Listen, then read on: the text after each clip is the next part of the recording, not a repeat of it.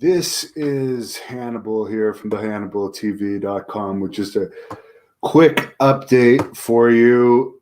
I have to say I was not interested at all in Wrestlemania, so I'd be lying to you if I watched it. I did skim through some of the YouTube clips.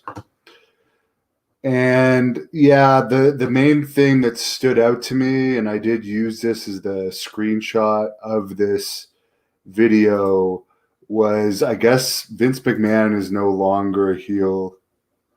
And I guess they opened the show with all the heels and baby faces standing on the ramp, clapping together for the fans. And it just reminds me of how lame WWE has become. Could you imagine Andre the Giant and Hulk Hogan and the cast of WrestleMania 3 at the start of the show, all standing beside each other, giving a round of applause for the fans? I don't know. It's absolutely crazy. Hello, Ben. And I will say one other thing that stood out to me. There was a quote from Drew McDonald or Drew McIntyre, whatever you want to call him.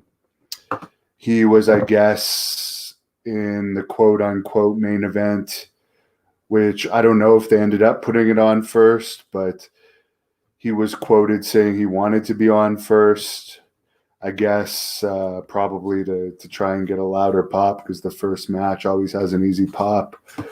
But Drew said this, quote, "I've said for the last year I want to be the first person out when crowds return.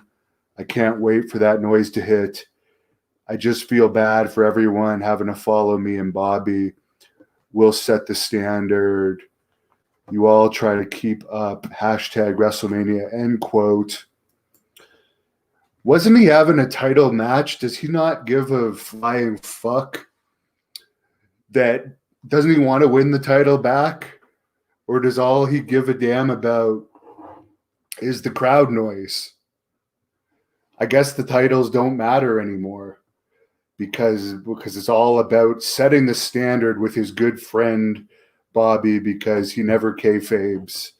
He says they're all friends in the back. There's producers and writers that tell them what to do.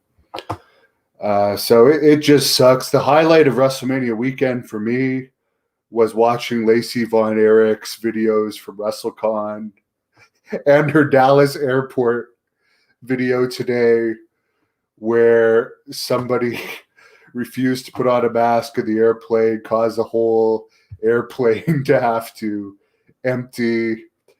And as this person was being removed from the airplane by police, she mooned everyone that she caused to be delayed. So I thought that was quite funny. Very, very funny. Lacey's hilarious.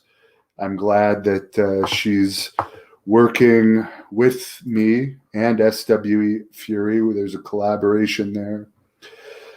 Speaking of SWE, next weekend, I don't think you're going to see the Blood Hunter and Selena De La Renta and Rodney Mack standing together before the title versus title match taking place Saturday night in Belton, Texas. And I also don't think April 24th, right down the street from where I live right now in Irving, Texas, I live in the Las Colinas area, you're going to see Sabu and Blood Hunter.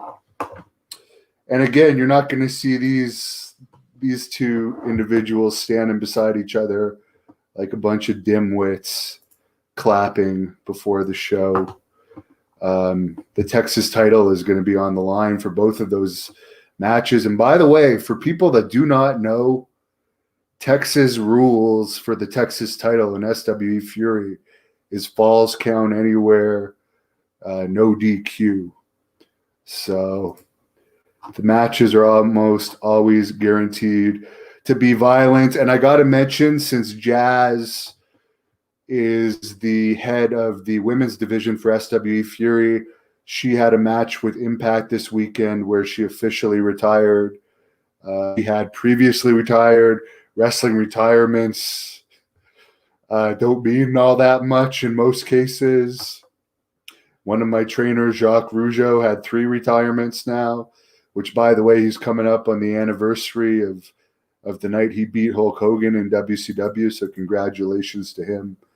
I know that was a big night for him back in 96. I was there at the Molson Center, now known as the Bell Center, where Rougeau defeated Hulk Hogan. And no, they did not stand side by side clapping before that event. And there was a near riot at the end of that show because, believe it or not, the fans were mad that Jacques Rougeau won because they hadn't seen Hulk Hogan for numerous years by that point. And yeah, it was a wild night. The barricades were actually bent. But WWE, it's all entertainment now. There's no real heat.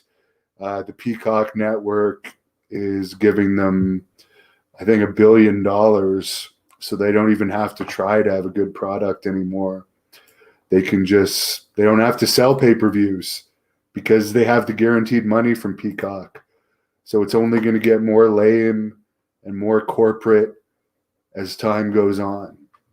So I've already had 2 great workouts today, and I'm going to finish off the night with some DDP yoga before I go to bed.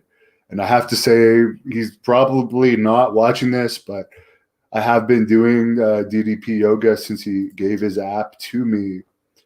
And although I wasn't a big believer in it, I really appreciate that he gave it to me free to do as a fellow wrestler, and it has helped my flexibility and recovery.